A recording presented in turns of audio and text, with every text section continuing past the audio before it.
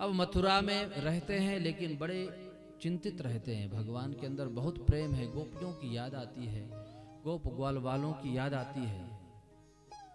इनके मित्र जो है उद्धव जी हैं, भगवान के परम सखा हैं। भगवान कहते हैं, उद्धव को जानते हैं कि उद्धव जी ज्ञानी तो हैं लेकिन इनके अंदर भक्ति की कमी है। भगवान जब रोते हैं तो पूछते हैं क्यों रो रहे हो, लेकिन भगवान बता नहीं पाते क्योंकि जानते हैं यदि मैं प्रेम की परिभाषा दूंगा ये समझ नहीं पाएंगे। वृष्णीनां प्रवरो मंत्री कृष्णस्य दयिता सखा शिष्यो बृहस्पते साक्षात् उद्धवो बुद्धिसत्तमा। वृषवंशियों के प्रवर मंत्री, बृहस्पति के शिष्य, भगवान के परम मित्र उद्धव जी। भगवान उद्धव जी से कहते हैं, उद्धव निकुंजों में विहार करना, ग्वाल बालों के साथ खेलना, वन में गैया चराना, यमुना जी में जल क्रीड़ा करना, वो सब मुझे स्मरण आता है। मुझे बहुत याद आ रही है ब्रज की। उद्धव ब्रज मोहे बिसरत नाही, बहुत याद आती है। तुम जाओ। गच्छोद्धव ब्रजम सौम्य पितृर्नो प्रीतिमा वह योगानां मद्वियोगाधीं मत्संदेशैर्विमोचय। तुम जाओ और गोपियों को मेरा संदेश दो। मैंने उनको कहा था कि मैं परसों आऊंगा, यदि जीवित होंगी तो एकमात्र यही शब्द उनकी प्राणों की रक्षा कर रहा होगा। प्रत्यागमन संदेशैर वल्लभ्यो में मदात्मिका। एक ही मात्र शब्द उनकी प्राणों की रक्षा कर रहा होगा। यदि जीवित होंगी तो बस यही स्मरण करती होंगी कि वो आएगा जरूर। तुम जाओ, मेरा संदेश उन तक पहुंचाओ। तुरंत उद्धव जी को अपनी पीतांबरी धारण करवाई। भगवान ने मोर मुकुट धारण करवाया, अपना रथ प्रदान किया और बैठा करके उद्धव जी को भेजा। उद्धव जी गए, लेकिन सायंकालीन पहुंचे गोधूली बेला में। उस समय गाय चर करके आ रही थी, उनकी धूल उड़ रही थी, तो किसी ने देखा नहीं उद्धव जी को। सीधे नंद महल पहुंचे। नंद बाबा ने दूर से देखा तो बड़े प्रसन्न हो गए कि लगता है कि ये मेरा बालक ही आया है। लेकिन जब नजदीक पहुंचते हैं उद्धव जी तो क्या देखते हैं कि ये कन्हैया नहीं बल्कि उसका सखा है। बड़े प्रसन्न होते हैं क्योंकि परदेश गए व्यक्ति का यदि सूचना देने वाला कोई व्यक्ति आ जाए तो अधिक प्रीति होती है, संतोष होता है कि चलो कोई तो उसका संदेश लाया। तुरंत विश्राम करवाया, भोजन प्रसाद प्रदान किया। अब उद्धव जी से बातचीत करते हैं। नंद बाबा पूछते हैं, कश्चिदंग महाभाग सखानः शूरनंदनः। अरे उद्धव, मेरा जो मित्र है वो कैसे है? वो ठीक से तो है ना? सारे यदुवंशी आनंद से तो है ना? सबका कुशल क्षेम लेते हैं। क्यों? क्योंकि जानते हैं कि यदि मैं भगवान के बारे में कुछ पूछूंगा, लाला के बारे में पूछूंगा तो हो सकता है मेरा कंठ अवरुद्ध हो जाए, वाणी मौन हो जाए और मैं बाद में समाचार ले न पाऊं। इसलिए सब पूरी वहां की जो स्थिति है उसके बारे में लेते हैं और अंत में प्रश्न करते हैं कि क्या कभी कृष्ण हमारा स्मरण करते हैं? अपि स्मरति नः कृष्णो मातरम सुहृदा सखीन गोपां व्रजं चात्मनाथं गावो वृंदावनं गिरिं। कभी उसे अपने गाय की याद आती है, कभी गिरिराज की याद आती है। कभी हमारी या यशोदा की याद वो करता है? कहाँ करता होगा। वो तो मथुरा में जाकर के वैभव में आनंद से रह रहा है। अब नहीं लगता कि वो कभी आएगा, और जब आएगा तभी हम उसको देख पाएंगे। ऐसी प्रेम रस बहाया नंद बाबा ने कि उनका कंठ अवरुद्ध हो गया, वाणी मौन हो गई, कुछ बोल नहीं सके। स्मरण करते हुए कहते नंद बाबा कि उसने जब तक यहां रहा हमको कितनी कितनी आपत्तियों से बचाते रहे, और आज वो वहां चले गए हैं तो हमें बहुत उनका स्मरण आता है। इत्युत्कंठो भवत्युष्णी, अत्युत्कंठो भवत्युष्णी। बोलते बोलते वाणी अवरुद्ध हो गई और कुछ बोल नहीं पाए। बैठे बैठे यशोदा जी भी सुन रही थी, लेकिन यशोदा जी यशोदा वर्ण्यमानानि पुत्रस्य चरितानि च शृण्वत्याश्रुण्य वस्त्राक्षित स्नेहत स्नुत पयोधरा। जो ही इनके संवाद को सुना, यशोदा जी के तो स्तनों से दूध की धारा बह चली और उन्होंने कुछ नहीं कहा, प्रेमाश्रुओं से भगवान का स्मरण किया यशोदा ने। अब उद्धव जी सोचते हैं कि इतना प्रेम है इनके अंदर, मैं कैसे इनको समझाऊं, क्या समझाऊं, कहां से शुरू करूं।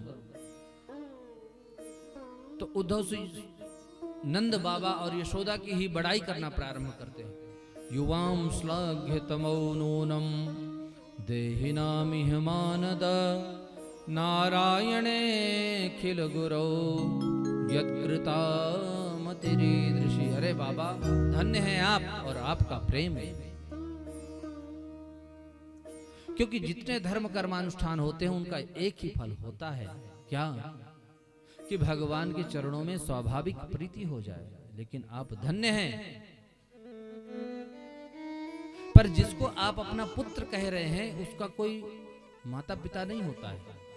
न माता न पिता तस्य न भार्या न सुतादयः नात्मीयो न परश्चापि न देहो जन्म एव च। न तो उसका कोई माता है, ना उसका कोई पिता है, वो तो अजन्मा है, निर्गुण निराकार है, उसका कोई रूप नहीं है। और जो भी प्राणी उसका नाम ले लेता है वो भवसागर से मुक्त हो जाता है। नंद बाबा कहते हैं, तुम कहते हो उसका कोई स्वरूप नहीं है, कोई आकार नहीं है। अरे यशोदा ने तो उसको हाथ पकड़ करके चलना सिखाया है। मैंने तो अपने उसको गोदी में लिया है, मैं कैसे मानूं कि उसका कोई रूप नहीं है, कोई आकार नहीं है, न कोई माता है न पिता है। किसी का यदि पागल पुत्र भी हो और वो घर से भाग जाए तो कितने परेशान होते हैं माता पिता। लेकिन यदि तू कहता है कि वो भगवान है तो भगवान जैसे पुत्र को मैं कैसे भूल जाऊं।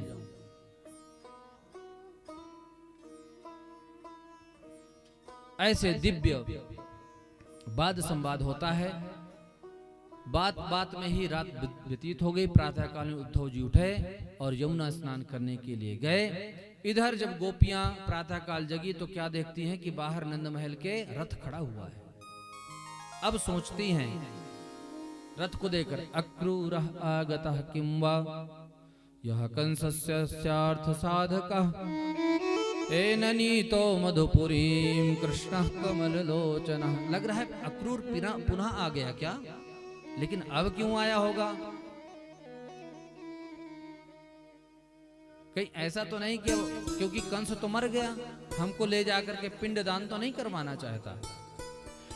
दूसरी कहते इसका नाम अक्रूर किसने रख दिया, इसका नाम तो होना चाहिए था क्रूर।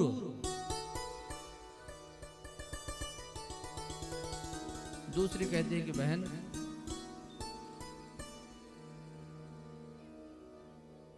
ऐसा लगता है कि अब हमको ले जाकर के एन नीतो मधुपुरीम कृष्ण कमल लोचना किम साधयत्यस्मार भी भर्तु प्रेतस्य निष्कृतिम। कंस का ले जाकर के हमसे दान पिंड करवाएगा।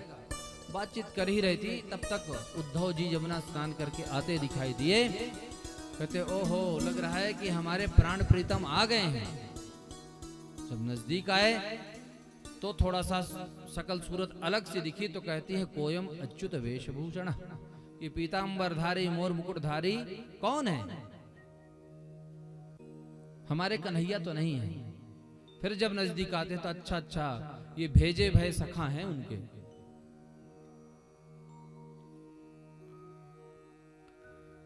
उद्धव जी को कहती हैं कि हम इस पीतांबरी को जानती हैं, जो नाचता रहता है हमने पहचान लिया, शायद इसलिए ये उड़ाकर तुम्हें भेजा होगा ताकि हम तुम्हें पहचान जाएं। उड़ा करके इसलिए भेजा ये पीतांबरी।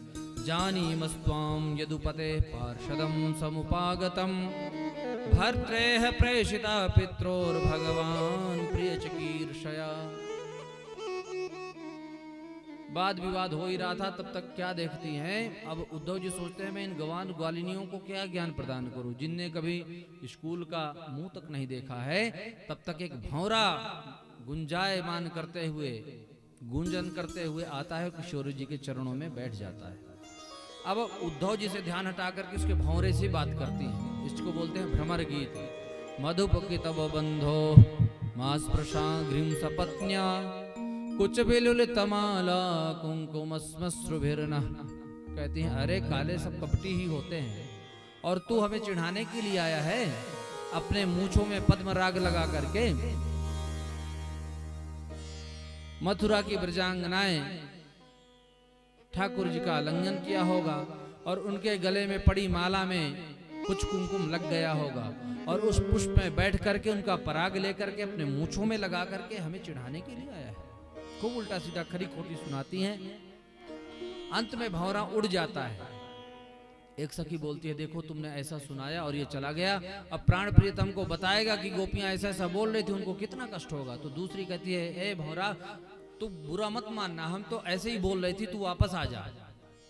तुरंत भौरा वापस आता है, बैठ जाता है। मानो भौरा कहता है कि तुम लोग एक तरफ तो कहते हो कि वो कपटी है, छलिया है, एक तरफ उसकी चर्चा कर रही हो। तो ये कहती हैं कि भैया क्या करें, हम उसकी चर्चा करती रहती हैं, क्योंकि जो भी उसकी चर्चा करता है वो बर्बाद ही होता है, और हम भी उसी में बर्बाद हैं। भिक्षुचर्याम चरन्ते, जितने संत महात्मा सब उन्हीं की कपट कथा सुन करके ही तो बर्बाद हुए हैं। और वो इतना कपटी है कि उसकी कपट कथा कब तक सुनाए। मृगयूरु कपिंद्रम लुभ्यते विब्धधर्मा स्त्रियम कृत विरूपाम श्रीजिता कामयानाम। अरे बेचारे उस बहेलिया का, बाली का क्या दोष था, उसको छिप करके इसने बाण मार दिया। बेचारे बलि का क्या दोष था, उसको तो 52 बर करके इसने छल लिया। कहां तक उसकी कपट कथा सुनाए, इतना कपटी है ये। अब जो ही उद्धव जी ने ये सोचा कि इनको पता है कि वही राम बन करके बाली का वध किया, वही बामन बन करके बलि को लूटा, और वो जानती है कि ये वही कृष्ण है। माथा खराब हो गया कि जिसको मैं गंवार ग्वालिनिया समझ रहा था, उनको सब कुछ पता है। चरणों में लौट गए, गोपियों के चरणों में लौट गए, और प्रार्थना ठाकुर जी से करी, असामहो चरण रेणुज सामहं स्यात् वृंदावने किमपि गुल्मलतौषधीनाम्।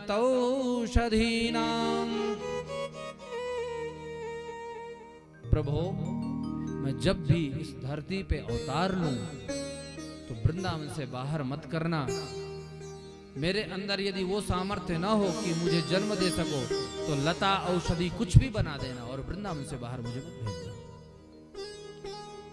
नंदे वंदे नंद व्रज स्त्रीणाम पादरेणुमभीक्ष्णसः यासां हरिकथोद्गीतम् पुनाति भुवनत्रयम्।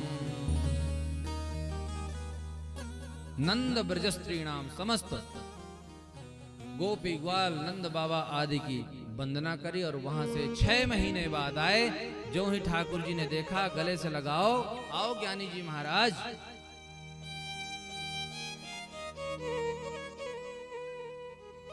तुम तो कहते हैं कि मैं तो कल आ जाऊंगा उपदेश दे करके, और तुमने 6 महीने लगा दिए। बोले बस बात मत करना मुझसे, मैं जान गया तुम कितने कपटी हो। भगवान कह रहे हैं उद्धव, मैं यही तो चाहता था कि तुम्हारे अंदर ज्ञान आ जाए और जो मैं महसूस करता हूं उसको तुम भी समझ सको। ऐसे दिव्य ज्ञान गोपियों को प्रदान किया। अब इधर जब कंस का वध हो गया तो इनकी पत्नियां हैं अस्ति और प्राप्ति, ये इनके पिता हैं जरासंध। अपने पिता से जाके शिकायत करती है कि आज हम यदि विधवा बैठी हैं तो उसके कारण, कृष्ण के कारण। अब तो चढ़ाई कर देता है जरासंध, 17 बार आक्रमण करता है, भगवान मार देते हैं बार बार और उसको छोड़ देते हैं। 18वीं बार इसका मित्र है काल यवन, उसको भेजता है। काल यवन पूरी मथुरा को घेर लेता है और भगवान भी अंदर है। अब भगवान सोचते हैं अब क्या किया जाए, तो भगवान वहां से एक कमल पुष्प लेते हैं, उसको घुमाते हुए मंद मंद मुस्कुराते हुए उनके सैनिकों को बीचों बीच से निकल रहे हैं। काल यवन देख रहा है, क्योंकि काल यवन कभी देखा नहीं है ठाकुर जी को, अनुमान लगा रहा है, जैसा वर्णन सुना है देख रहा है कि बनमाला ठाकुर जी ने धारण की हुई है, घुंघराले अलकावली है ठाकुर जी की, कौस्तुभ मणि धारण किए हुए हैं, कमल पुष्प घुमाते हुए मंद मंद मुस्कुराते हुए उनके चित्त को चुराते हुए जा रहे हैं। जान गए कि यही है। भगवान तब तक काफी दूर निकल गए। एक बात ध्यान रखना कि भगवान जन्म लेते ही समस्याओं से घिरे रहे, कंस के कारागार में पैदा हुए, पैदा होते ही उनको स्थानांतरण किया गया, कुछ बड़े हुए तो पूतना आ गई, सकट भंजन किया, तृणावर्त, आघासुर, बकासुर, वत्सासुर, धेनुकासुर, अरिष्टासुर, केशी। लेकिन भगवान कभी भी न तो मुख मलिन होता है न कभी क्रोध में, हमेशा हंसते ही दिखते हैं। आप ठाकुर जी की, कृष्ण जी की फोटो देखते हैं, सभी हंसते ही मिलेंगे, कभी परेशानी में होते ही नहीं। यहाँ पूरी सैनिकों ने घेर रखा है लेकिन ठाकुर जी मुस्कुराते हुए जा रहे हैं, ऐसी अद्भुत मुस्कान। जान गया कि यही छलिया है। काल यवन ने दौड़ाया, भगवान ने दौड़ लगाई और दौड़ते दौड़ते काफी दूर जब निकल गए तो मुचकुंद राजा एक सो रहे थे। मुचकुंद जो है ये देवताओं की तरफ से दैत्यों के साथ युद्ध लड़ते थे। तो देवताओं ने बोला कि वर मांगो।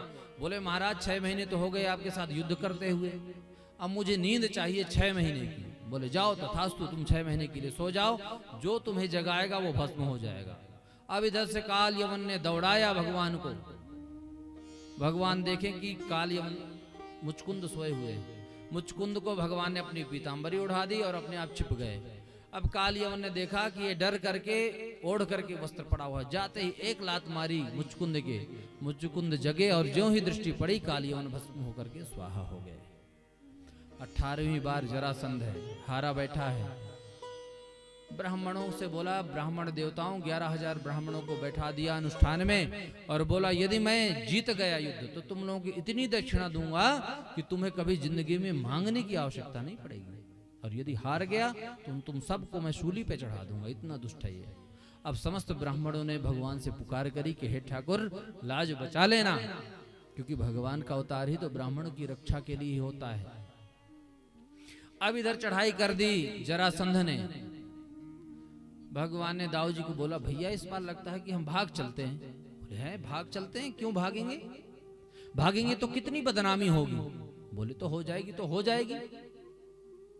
बोले पहले ही कौन से झंडे झूल रहे हैं, कोई चित्त चोर कहता है, कोई माखन चोर कहता है, कोई चीर चोर कहता है, एक और नाम पड़ जाएगा, क्या फर्क पड़ता है। क्योंकि भगवान जानते हैं कि मेरे भागने से उस 11,000 ब्राह्मणों के प्राणों की रक्षा हो जाएगी। बोले भाई तुम्हारी जैसे लीला। अब तो क्या, भगवान दौड़ गए और इधर से जरासंध ने दौड़ाया। दौड़ाते दौड़ते दौड़ते भगवान सीधे प्रवर्षण पर्वत पे चढ़ गए। अब तो चारों तरफ से जरासंध ने पर्वत को घेर लिया और लगवा दी आग। इधर भगवान ने विश्वकर्मा जी को आदेश दिया कि तुम जाओ और द्वारिकापुरी का निर्माण करो। तुरंत इधर द्वारिकापुरी का निर्माण हो गया। जरासंध ने प्रवर्षण पर्वत पर आग लगवा दी। भगवान प्रवर्षण पर्वत से सीधे समुद्र में छलांग मारे और सीधे अपने पुरी में पहुंच गए। अब इधर जरासंध को लगा कि ये दोनों जल करके मर गए हैं, तो ये वापस चले गए। सुखदेव जी कहते हैं, परीक्षित, द्वारिकापुरी में रहते हुए भगवान का विवाह रुक्मिणी जी के साथ हुआ और इनके एक पुत्र हुआ जिनका नाम था प्रद्युम्न। हाथ जोड़ करके पूछा परीक्षित जी ने कि गुरुदेव जरा ये बताएं, मैंने एक बड़ी विचित्र बात सुनी है। बोले क्या? कि भगवान ने राक्षस विधि से रुक्मिणी जी के साथ विवाह हुआ था। बोले हाँ। अब परीक्षित जी प्रश्न कर रहे हैं, भगवान भीष्मक सुताम रुक्मिणीं रुचिराननाम राक्षसेन विधानेन उपयेम इति श्रुतम। मैंने सुना कि भगवान ने राक्षस विधि से विवाह किया, आप कृपा करके बताएं। तो बताना प्रारंभ करते हैं सुखदेव जी। राजासीत् भीष्मको नाम विदर्भाधिपतिर्महान् तस्य पंचाभवन पुत्राः कन्यैका च वरानना। एक भीष्मक नाम के राजा हैं, इनके 5 पुत्र हैं और एक पुत्री है जिनका नाम है रुक्मिणी महारानी। ये भगवान की बड़ी भक्त हैं, भगवान के चरित्रों का श्रवण करती हैं और भगवान के चरित्रों का श्रवण करते करते इनके चित्त में काला काला मुरली वाला ऐसा चिपका कि उनको ही पति रूप में इन्होंने मान लिया। एक दिन राजा भीष्मक कहते हैं अपने पुत्रों से कि देखो भाई, अब रुक्मिणी शादी करने योग्य हो गई है और मैंने सोचा है कि इसकी शादी द्वारिकाधीश के साथ कर दी जाए। तो जो 4 भाई थे उन्होंने तो कुछ नहीं बोला, लेकिन रुक्मी बोलने लग गया, उसके साथ हम शादी करेंगे, रणछोड़ के साथ। उसके जाति का पता नहीं, उसके जन्म का पता नहीं, उसके खानदान का पता नहीं, उसके साथ शादी करेंगे। तुरंत भीष्मक जी कहते हैं बस बस भाई रहने दो, यदि तुमने शादी नहीं करनी है तो कोई बात नहीं, पर इतना भरा बुला तो न बोलो। ठीक है, तुम अपने हिसाब से शादी करना। बोले ठीक है पिताजी, हम देखेंगे, अब हम शादी देखेंगे। और निकल गया घर से और शाम को वापस आया। बोले पिताजी परसों बारात आ रही है। बोले परसों बारात आ रही है? बोले हाँ। बोले न कोई लगन न कोई सगाई, परसों बारात? बोले हाँ। आधुनिक विवाह हो रहा है, एक साथ सब होगा। जो ही कान पड़ी ये कि मेरा विवाह शिशुपाल के साथ मेरे भाई ने तय कर दिया है, रुक्मिणी व्याकुल हो उठी, परेशान हो गई, क्या करूं? अपनी बात अपने भाभी से बताती है। भाभी ने बोला कि कोई बात नहीं, तुम एक काम करो, एक प्रेम पत्र लिख दो, लव लेटर। आपने लिखा हुआ है कि नहीं कभी? बुढ़े लोग तो कहां लिखेंगे, तो अब वाले लिखते हैं व्हाट्सएप पे, हैं व्हाट्सएप पे लिखते हैं। अब तो उसकी भी जरूरत है, अब तो सीधे बोलो फोन ही करते हैं, वीडियो कॉल। रुक्मिणी ने प्रेम पत्र लिखा और ब्राह्मण देवता के हाथ में दिया और बोली रुक्मिणी की ब्राह्मण देवता, ये पत्र नहीं है, ये समझो मेरे प्राण हैं, यदि ये नहीं पहुंचे तो मेरे प्राण निकल जाएंगे। तुरंत ब्राह्मण देवता गए, ठाकुर जी के दरबार में पहुंचे। भगवान ने पाद प्रक्षालन किया, भोजन करवाया, विश्राम करवाया और ब्राह्मण देवता के चरण दबाते हुए पूछने लग गए, ब्राह्मण देवता बताइए आपका आना कैसे हुआ? तब ब्राह्मण देवता कहते हैं कि महाराज रुक्मिणी ने एक पत्र भेजा है। बोले तो सुनाओ। बोले महाराज ये आपका प्राइवेट पत्र है, इसको मैं नहीं सुना सकता। बोले अरे ब्राह्मण देवता, मैंने ब्राह्मणों से तो कभी कुछ छुपाया ही नहीं, निसंकोच पढ़ो। अब जो है ब्राह्मण देवता पत्र पढ़ रहे हैं। पत्र में क्या लिखती है रुक्मिणी, सुनो आप सब। श्रुत्वा गुणान् भुवन सुंदर शृण्वतां ते निर्विश्य कर्ण विवरैर्हर्तोऽङ्गतापम् रूपं दृशादृशिमतामखिलार्थलाभम् त्वय्यच्युता विशति चित्तमपत्रपं मे। रुक्मिणी महारानी कहते हैं श्रुत्वा गुणान, हे भुवन सुंदर, आपके गुणानुवादों को सुन करके मैंने आपको पति रूप में मान लिया है और मैं चाहती हूं कि मेरा विवाह आपके साथ हो जाए। लेकिन मेरे भाई ने मेरा विवाह शिशुपाल के साथ तय कर दिया है। कहीं ऐसा ना हो कि जो सिंह के योग्य वस्तु है उसका वर्ण कोई गीदड़ कर ले। और आप एक बात का स्मरण रखना कि यदि आप मेरा वर्ण आपने नहीं किया तो मैं अपने प्राणों को त्याग दूंगी, लेकिन शिशुपाल के गले में जयमाला नहीं डालूंगी।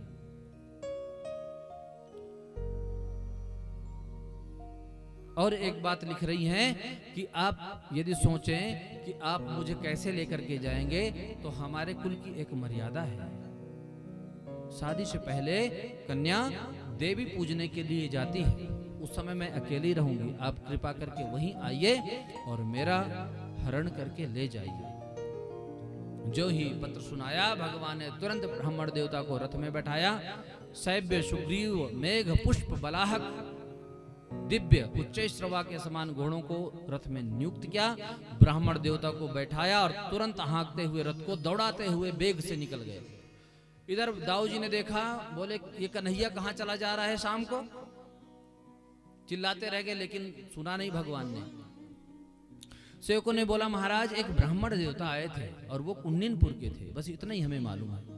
बोले पक्का है ना कि कुन्निनपुर से आए थे? बोले हाँ। बोले बाकी तो हम सब जानते हैं, चलो सब लोग तैयार हो जाओ, हो सकता है कहीं युद्ध ना हो, क्योंकि जानते हैं कि वहां पर रुक्मिणी का स्वयंवर होना है और वात्सल्य भाव रखते हैं ठाकुर जी के प्रति। समस्त नारायणी सेना को इधर तैयार किया और पीछे पीछे दाऊ जी चल पड़े। उधर ठाकुर जी नगर के किनारे पहुंचते हैं और ब्राह्मण देवता को भेजते हैं, जाओ। इधर रुक्मिणी सोचती है कि न जाने क्या हुआ होगा, ब्राह्मण देवता पहुंच पाए होंगे कि नहीं पहुंच पाए होंगे, और पत्र दिया होगा कि नहीं, पढ़ने के बाद वो यहाँ पर टाइम से आ पाएंगे कि नहीं आ पाएंगे, संकल्प विकल्पों में खोई हुई है और समस्त देवी देवताओं से प्रार्थना करती है। दुर्भगाया न मे धाता नानुकूलो महेश्वर देवी वा विमुखा गौरी रुद्राणी गिरिजा सती। हे भोलेनाथ, मैंने आपके इतने दिनों तक सोमवार के व्रत किए हैं, अंबाम्बिका मैया आपके नवरात्रि के भी व्रत किए हैं और गणेश जी आपको मैंने खूब लड्डू खिलाया है। इन समस्त शुभ कर्मों का फल मैं यही चाहती हूं कि मुझे पति रूप में कृष्ण प्राप्त हो जाए। ऐसे वरदान मांग रही हैं। तब तक क्या होता है, रुक्मिणी महारानी के बामांग फड़कने लगते हैं, जान गई शुभ शकुन हो गया। तब तक मंद मंद मुस्कुराते ही ब्राह्मण देवता रुक्मिणी महारानी के सामने पहुंचे। रुक्मिणी जी पूछते हैं ब्राह्मण देवता के चरणों में प्रणाम करके, ब्राह्मण देवता क्या हुआ? बोले कुछ नहीं। क्या समाचार है? बोले कोई समाचार नहीं है। बोले कोई समाचार नहीं? बोले हाँ। बोले आपने जिसको समाचार देने के लिए भेजा था मैं उसको साथ ही लेकर के आया हूं, चिंता मत करना। ब्राह्मण देवता के चरणों में वंदन किया कि बड़ी कृपा करी आपने। आज तक जो है ब्राह्मणों से लक्ष्मी जी रुष्ट थी। जब भृगु मुनि ने भगवान के वक्षस्थल पे छाती मारी तो लक्ष्मी जी ने श्राप दे दिया, जाओ तुम लोग दरिद्र हो जाओ, भिखारी बन जाओ। लेकिन आज जब रुक्मिणी जी को ठाकुर जी से मिलवाया तो रुक्मिणी जी ने आशीर्वाद दिया कि जाओ ब्राह्मणों, मेरी कृपा तुम्हारे ऊपर खूब रहेगी। तो जो कर्मनिष्ठ ब्राह्मण है उनके ऊपर लक्ष्मी जी की कृपा तब से खूब रहती है चकाचक। इधर ब्राह्मण देवता गए और उधर बारात लेकर के शिशुपाल आ गया। नगर गांव में हल्ला मच गया, बारात आ गई, बारात आ गई, बारात आ गई। इधर जो रुक्मिणी का भाई है रुक्मी, वो पिताजी से बोला पिताजी मैं जा रहा हूं जनवासे में, बारातियों की रहने की व्यवस्था करता हूं, तब तक आप सगाई वगाई लेकर के आओ। सो इधर भीष्मक जी सगाई का सामान सब लेकर के चले और चलते ही रास्ते में गोपाल जी हमारे मिल गए। बड़ा स्वागत सत्कार किया भीष्मक जी ने, प्रार्थना की, बड़ी कृपा करी कि आप जो है हमारे यहाँ पधारे। सेवकों ने देखा कि लगता है दूल्हा सरकार यही हैं, तो जो सगाई का सामान लेकर के जा रहे थे सो सब गोपाल जी को चढ़ा दिए कि यही दूल्हा सरकार है। चढ़नी थी शिशुपाल को सगाई और चढ़ गई गोपाल को। अब तो भगवान मुस्कुरा रहे, आनंद ले रहे हैं। भीष्मक जी उनको अपने रथ में बैठाया और रथ में बैठा करके अपने महल को लाए। लोगों ने देखा, बोले वाह क्या बात है, हमारे तो भाग्य खुल गए, ऐसा जवाई मिलने जा रहा है। हमारे कन्या के अनुरूप ही जवाई है, अति सुंदर जोड़ी है। तो किसी ने कहा कि नहीं नहीं, ये दूल्हा सरकार नहीं है, ये तो अतिथि है, दूल्हा सरकार तो जनवासे में है। तब बेचारे बड़े दुखी हुए और अपने अपने सुकृतों का फल भगवान से मांगने लगी कि यदि हमने कभी एकादशी का व्रत लिया हो तो उसका पुण्य यही हम मांगते हैं कि हमारी रुक्मिणी को वर रूप में यही मिले। सब लोग अपने पुण्यों को समर्पित कर रहे हैं कि हमारे जमाई राजा यही बने। बड़ा स्वागत सत्कार किया। भगवान बोले कि अब मैं चलता हूं क्योंकि ज्यादा देर तक रुकना ठीक नहीं है यहाँ, क्योंकि रुक्मिणी प्रतीक्षा कर रही है वहां। अब इधर भीष्मक जी ने भी सोचा कि इनको भी ज्यादा देर तक रोकना नहीं चाहिए। क्यों? क्योंकि कहीं मेरा बेटा आ गया तो लेने के देने पड़ जाएंगे, न जाने क्या उल्टा सीधा बोल दे। तो उन्होंने भी कोई हट नहीं किया, बस यही कहा कि आप यहाँ पर आए, मैं चाहता था कि आप जो है विवाह में सम्मिलित होते तो बहुत अच्छा लगता। भगवान ने कहा कि आपकी यदि यही इच्छा है तो कोई बात नहीं, आना जाना तो हमारा लगा रहेगा, भगवान ने चाहा तो। और वहां से ठाकुर जी निकले। अब इधर रुक्मिणी महारानी अंबिका पूजन की लिए जा रही है। अंबिका पूजन करने जा रही हैं और मन में सोच रही हैं कि कौन होंगे ठाकुर जी, मैंने कभी देखा तो है नहीं, और मैंने पत्र में लिखा था कि यहाँ पर कोई नहीं होगा, पर यहाँ तो इतनी सैनिक हैं, कैसे ले जाएंगे, ये सब चिंता कर रही हैं। और ठाकुर जी इधर जा करके तुरंत सैनिकों के पीछे चुपचाप से खड़े हो गए। ठाकुर जी रुक्मिणी का हरण करने के लिए तैयार हैं। रुक्मिणी जी की अद्भुत छवि है, सैनिक सब देख रहे हैं और कह रहे हैं वाह क्या देखो, क्या हार जगमगा रहा है, देखो कितनी सुंदर लग रही है। रुक्मिणी जी की दृष्टि ठाकुर जी को देखने में व्यस्त है, समस्त सैनिकों को देख रही है कि कौन है, और सैनिक को लगता है कि ये हमें देख रही है। अद्भुत छवि है, अद्भुत मुस्कान है, देखो। रुक्मिणी जी की आंखें ठाकुर जी से मिली। ठाकुर जी ने इशारा किया कि कोई बात नहीं, मैं यही हूं, तुम चिंता मत करना। ज्यों ही नजदीक पहुंची रुक्मिणी, भगवान ने तुरंत हाथ पकड़ करके रुक्मिणी का हरण किया। हरण करके भगवान ने रुक्मिणी को रथ में बैठाया और जो सैनिक खड़े थे वो सब देख रहे हैं, वाह क्या जोड़ी है, अद्भुत जोड़ी है, कितने सुंदर लग रहे हैं, देखो इनकी चाल। भगवान ने तो तुरंत रथ में बैठाया और तुरंत घोड़े हवा में बातें करने लग गए। जो साथ में रुक्मिणी जी के सखियां आई थी वो कहने लगी, हंसने लग गई, बोले भाई तुम काहे को आए हो यहाँ, भांग खा रखी है क्या तुम सबने ने? एक सोचता हम लोग क्यों ठाड़े हैं यहाँ, क्यों खड़े हैं हम? एक बोलता है कि हम तो सुरक्षा में यहाँ पर नियुक्त किए गए थे। तो बोले किसकी सुरक्षा में? बोले रुक्मिणी की। तो रुक्मिणी कहाँ है? ले गए हो, ले गए हो, ले गए हो। अब जो ही देखा कि ठाकुर जी रुक्मिणी जी को लेकर के चले गए, सो इन्होंने पीछा किया और भगवान गए उधर से जयकार बुलाते बलदाऊ जी पहुंच गए। बोलिए द्वारिकाधीश की जय। अब बलराम जी ने कहा कन्हैया तू बहू को लेकर के चल, इकट्ठा ही आशीर्वाद दूंगा मैं तो, और अपने हल मूसल से समस्त सेना का संहार कर दिया।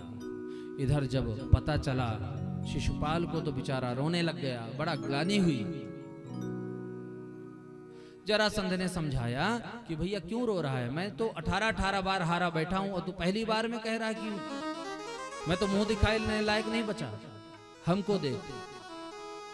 अब शिशुपाल सोचता है कि जब मैं घर जाऊंगा तो मेरी भाभियां कहेंगी कि तू तो शादी करने के लिए गया था और ऐसे आ गया मुंह लटकाए, बड़ा मजाक उड़ाएंगे, क्या मुंह दिखाऊंगा। बोले कुछ नहीं है, मैं 18 बार हारा बैठा हूं। तब शिशुपाल को लगा कि मेरे से भी ज्यादा बेशर्म भरे बड़े पड़े हैं, मैं अपने प्राणों को क्यों त्यागूं। अब इधर जो रुक्मी था, इसने संकल्प लिया कि यदि मैं रुक्मिणी को वापस नहीं ला सका तो मैं कभी भी कुंडिनपुर नहीं आऊंगा, और चल दिया। भगवान को युद्ध की चुनौती दी, भगवान ने चुनौती स्वीकार करी और भगवान ने उसके रथ घोड़े सब समाप्त किए और तलवार चमचमाती निकाली। स्वयं रुक्मिणी ने चरण पकड़ लिए कि प्रभु आप इसको मृत्यु दंड न दें, ये मेरा विवाह कलंकित हो जाएगा। भाभियों को जब मैं देखूंगी तो मुझे ग्लानि होगी कि मेरी शादी में मेरी भाभियां विधवा हो गई। भगवान ने बोला कि कोई बात नहीं, मैं इसका वध नहीं करूंगा, अब ये मेरा रिश्तेदार है, थोड़ा इसको मैं इसकी अकल तो ठिकाने लगाऊं। भगवान ने आधा मूड ही उसका मूड दिया। इधर दाऊ जी पहुंचे और दाऊ जी ने देखा और डांटा खूब, बोले अभी शादी होने की देर ना है भाई, और तुम अपने साले का मूड मूडने लग गए। भगवान डांटते हैं, भगवान को डांटते हैं दाऊ जी, और रुक्मी को भी समझाते कि भाई तुम्हारी भी गलती है, जब शादी हो गई तो तुमको ऐसे प्रतिज्ञा लेनी नहीं चाहिए। अंत में द्वारिकाधीश द्वारिका पधारते हैं। द्वारिका वासी समस्त मिलकर के ठाकुर जी का विवाह उत्सव धूमधाम से मनाते हैं। आइए हम भी एक